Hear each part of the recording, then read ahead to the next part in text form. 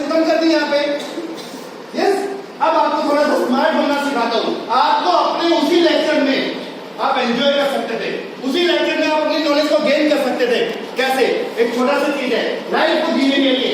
Life में again 3 steps के बारे में बात कर रहा हूँ, उन चीजों को छोड़ के कि हम लोगों में से सबसे पहली चीज, हम आज क्या हैं, हम आज रियल में क्या हैं, दैट इज अवर कैरेक्टर।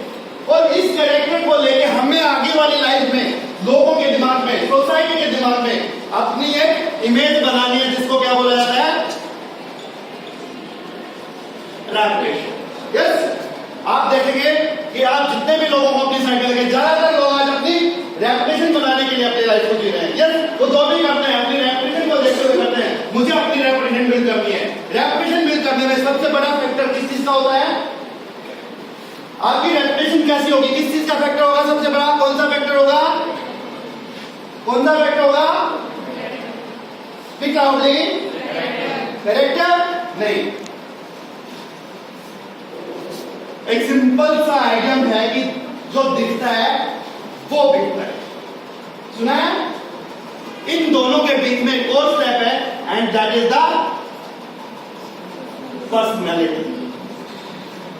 अब आपकी रेपुटेशन कहां से डिसाइड होती है? मैं कैरेक्टर को डिफाइन करता हूं। Character is what you are, आप क्या हैं, ये आपका कैरेक्टर है। Second thing, what you show you are, ये आपकी पर्सनैलिटी है। And what others think you are,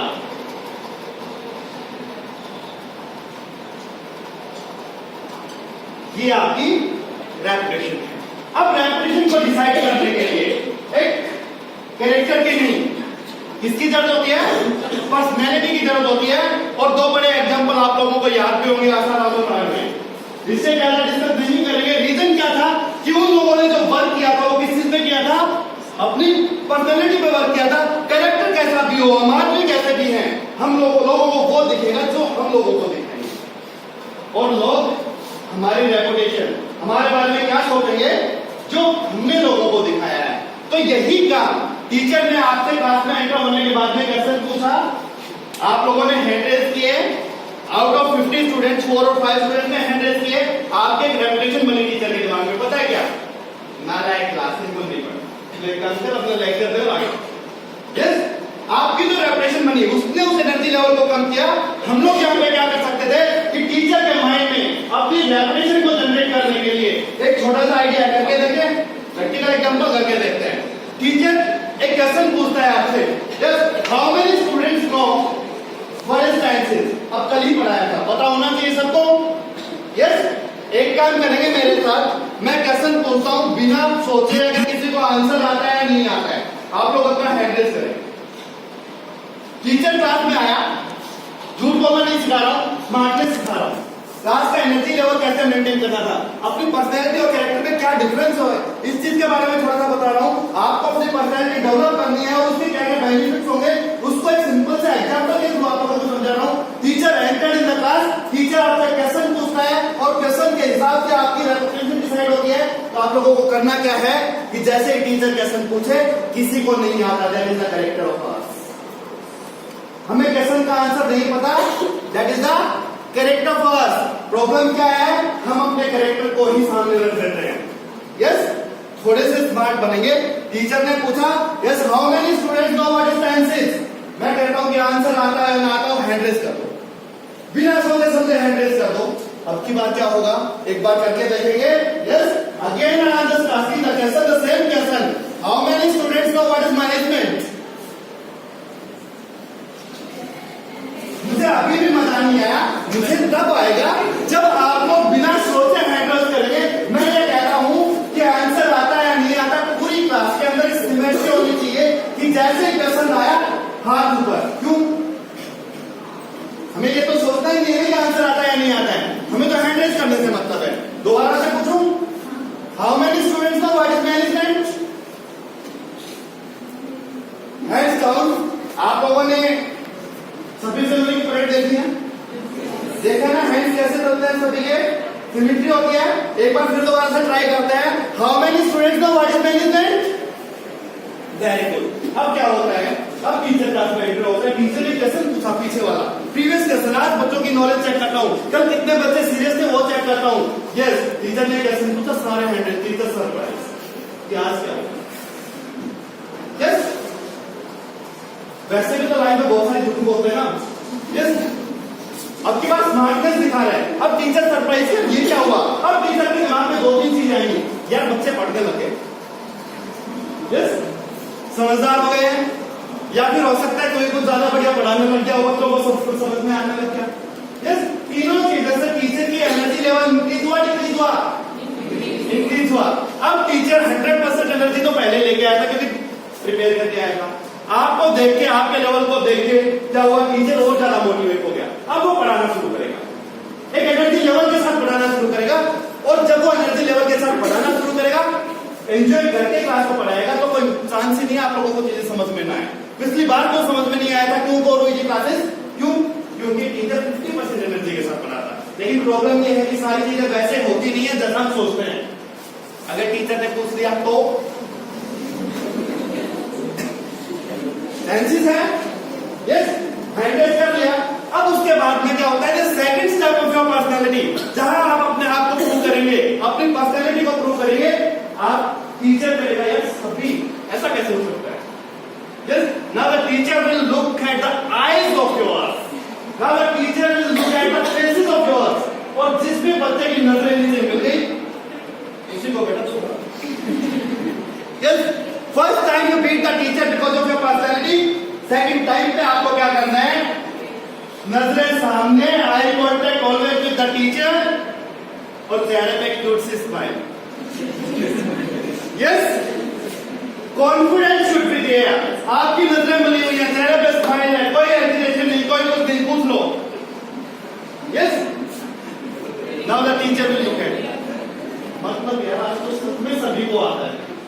yes, second time you beat the teacher because of your personality. लेकिन किसी न किसी से तो पूछना ही है। यस, अब मान लीजिए किस्मत खराब है और टीचर सिंपली सेड कि बेटा आप ही हो।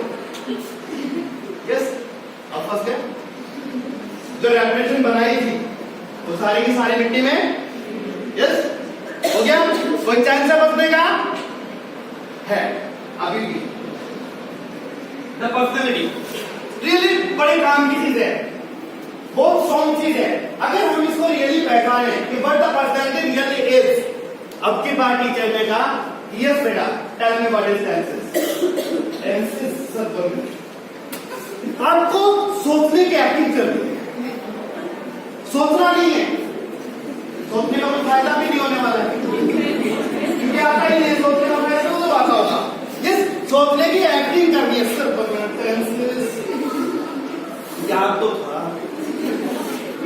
Sorry sir I forgot, yes sorry sir I forgot, ये मत कहो कि नहीं आता, ये कहो कि भूल गए।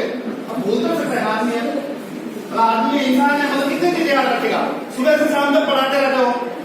यस, कभी मैनेजमेंट, कभी इकोनॉमिक्स, कभी कुछ कभी कुछ कभी कुछ, एक लिमिट है भाई कि थोड़ी देर के हो गया वो सब सॉरी सर आई फॉरगॉट। अच्छा चल बेटा टाइम्स नहीं बता, नाउन बता दे। अब टीचर तो पता लग गया ना कि झूठ बोल रहा था, अब टीचर फंसा है, सर 1 मिनट नाउन ना, ओ सॉरी सर आगे मैं आज पता नहीं क्या हो रहा है, आज याद ही नहीं आ रहा है। यस, तो जब आप द थिंग इज दैट थोड़ा सा स्मार्ट बनेंगे, चीजें आपके लिए इजी होती चली जाएंगी। टीचर को भी पता लग गया है कि अभी क्या कर रहा है, but may be your smartness, your smiles sometimes win the result. कई बार वो चीजें जो है वो विन कर ली जाती है। And I think in a year completely the complete session whenever this being with the students, मैं स्कूल के स्टूडेंट्स के साथ मीटिंग कर रहा होता हूं, उनके साथ मीटिंग कर रहा होता हूं, कॉलेज के स्टूडेंट्स के साथ मीटिंग कर रहा होता हूं। मैं उन लोगों से सिर्फ और सिर्फ 2-3 चीजों पे बात करता हूं कि बेटा एक छोटा सा कॉन्सेप्ट है यहाँ पे कि लाइफ को जीतना है, उन सपनों को पूरा करना है, तो आप लोगों को बुक्स में नहीं, बुक से बाहर की पढ़ाई को लर्न करना पड़ेगा। Because you will just think about the big battles.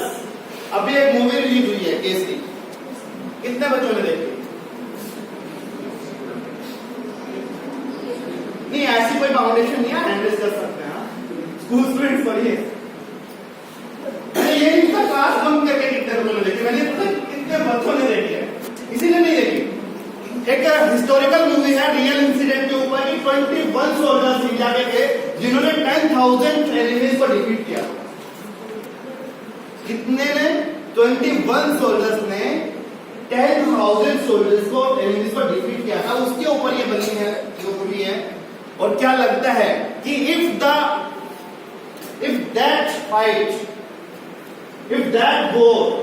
that war being fight with the help of the guns and swords, तो क्या तलवार और बंदूकों से वो जंग जीती जा सकती? शायद नहीं। Always said in the big battles that can't be won with the help of the swords and the guns. Attitude is the only thing which make it happen.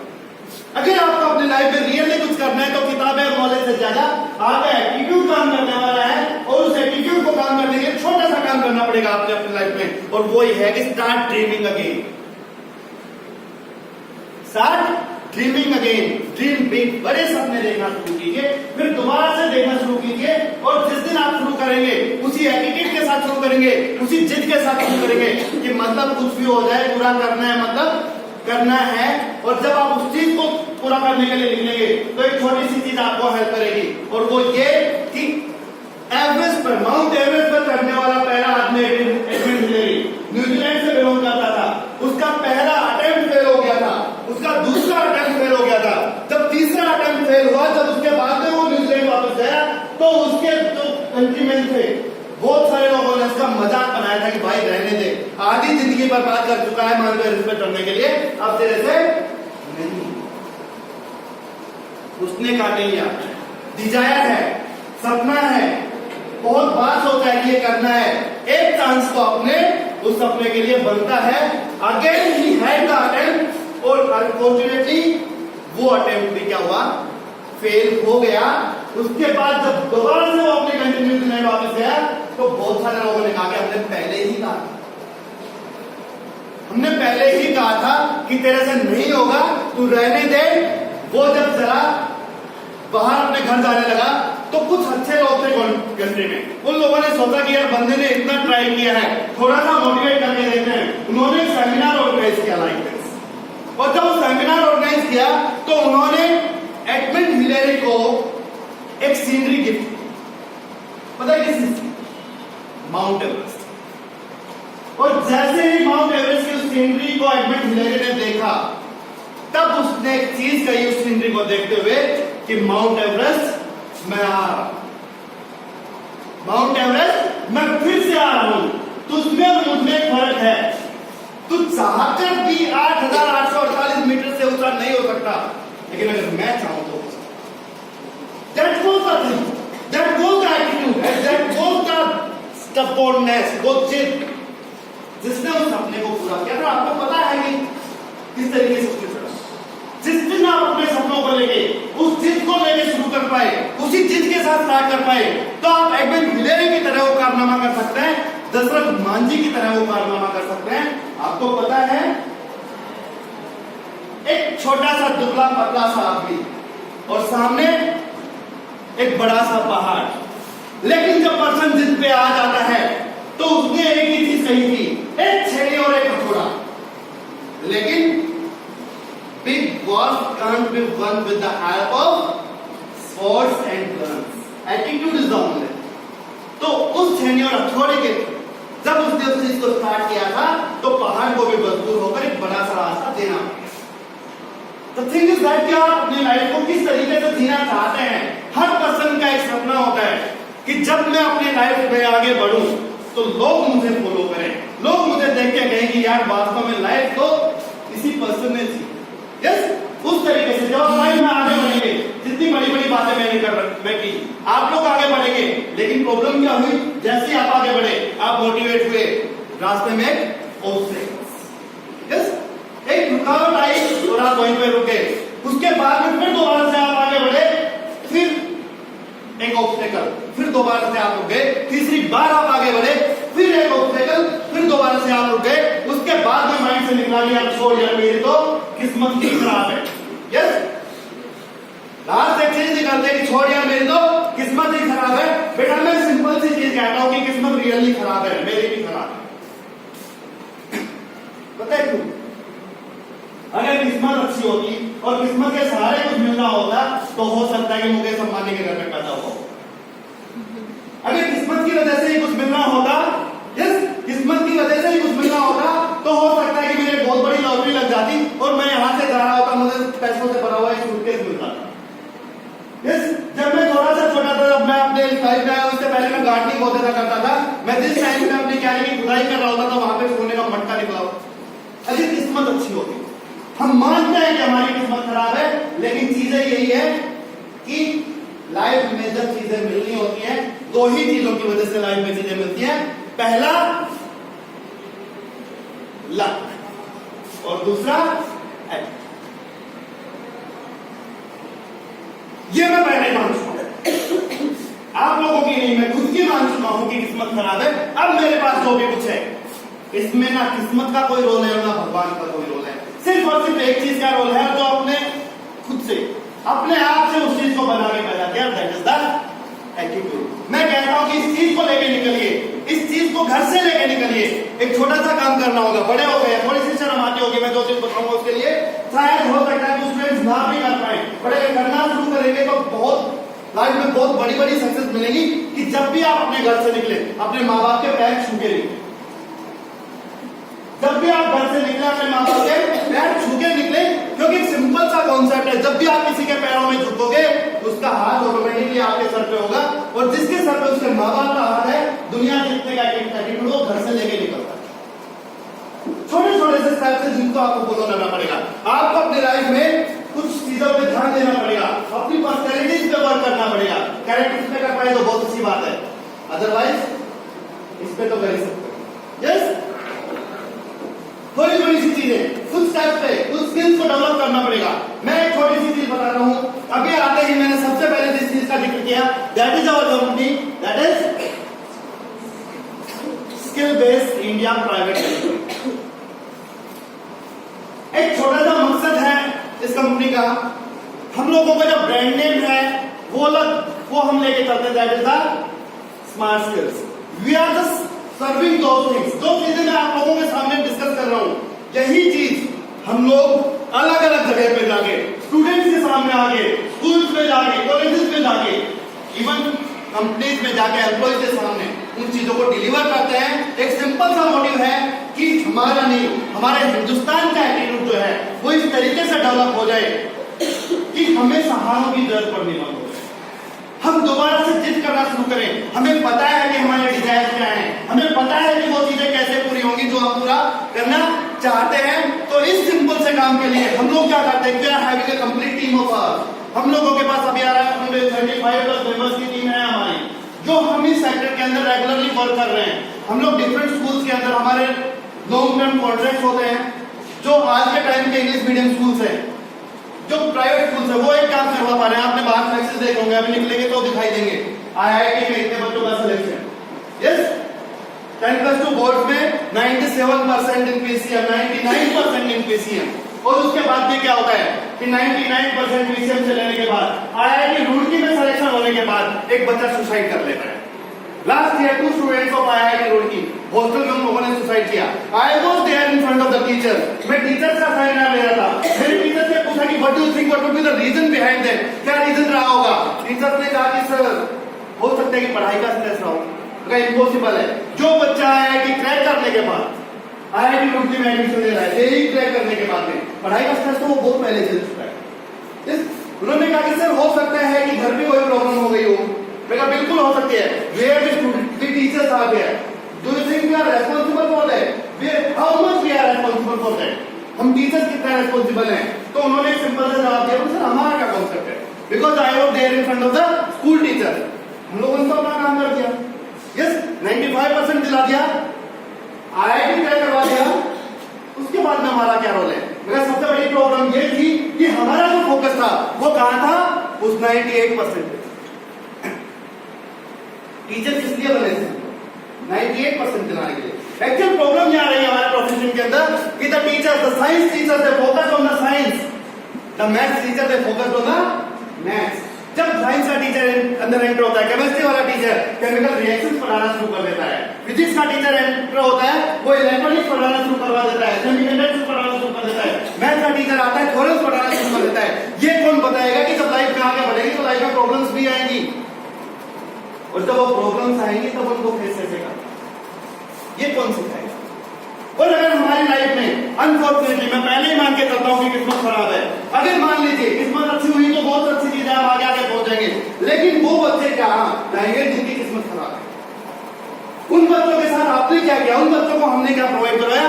वो बच्चे जब आगे बढ़ेंगे अपने सपनों को लेकर, मान लीजिए गलती से 98% आ गए, उसके बाद में वो 98% किस काम आए जब हमारी लाइफ ही नहीं रही? यहां हमें उन बच्चों को बताना चाहिए था, यहां हमें उन बच्चों के अंदर एटीट्यूड डेवलप करना चाहिए था। अगर मैथ के टीचर को एक रेस्पॉन्सिबिलिटी दी जाती कि जब भी आप क्लास में जाएंगे थ्योरम्स पढ़ाने से पहले 2 मिनट बच्चों से उनकी लाइफ के बारे में बातें करेंगे। अगर केमिस्ट्री का टीचर केमिस्ट्री अंदर होने के बाद रिएक्शंस पढ़ाने से पहले 2 मिनट ये बात करता कि बेटा लाइफ किस तरीके से जीनी है, लाइफ में इस तरीके से प्रॉब्लम्स आएंगी, उनको सॉल्व किस तरीके से करना है, तो शायद वो नौबत नहीं आएगी। उसके बाद हो सकता है कि वो बच्चा इंजीनियर ना बना होता, डॉक्टर ना बना होता, आईएएस आईपीएस ना बना होता, लेकिन वो अपनी लाइफ को कहीं भी जी रहा होता, खुशी के साथ जी रहा होता। Yes, the same thing we are doing. इसी चीज को आगे लेके बढ़ते हुए हम लोगों ने डिसाइड किया कि we would be there in front of the students, हम स्टूडेंट्स के बीच में जाएंगे, हम वो टीचर बन के जाएंगे जो हमें नहीं मिले। हम लोग स्कूल गए, हम लोग कॉलेजेस गए, हमने उन लोगों से कहा, हम लोग उन लोगों से बातें की, हमने कहा कि आप लोग बहुत अच्छी बात है, बहुत अच्छी अच्छी चीजें पढ़ा रहे हो, बहुत अच्छे अच्छे रिजल्ट दे रहे हो, बट उस चीज का जो बच्चों को रियली चाहिए, we will start our programme there. हमने कहा कि हम इस तरीके का प्रोग्राम जो है यहाँ पे स्टार्ट करना चाहते हैं। उसमें एक सिंपल सा कॉन्सेप्ट होगा हमारा कि जब भी आपके स्कूल में बच्चा आएगा वो हंसता हुआ आएगा, और गारंटी देता हूं हमारा प्रोग्राम क्लोज करने के बाद जब बच्चा स्कूल से वापस घर जाएगा तब तक भी हंसता हुआ ही जाएगा। आज का बच्चा स्कूल में एंटर होने के बाद में जब क्लास में बैठेगा, जितनी देर पढ़ेगा पूरी एनर्जी के साथ पढ़ेगा, एंजॉय करके पढ़ेगा। हम लोगों ने वो चीजें स्टार्ट की।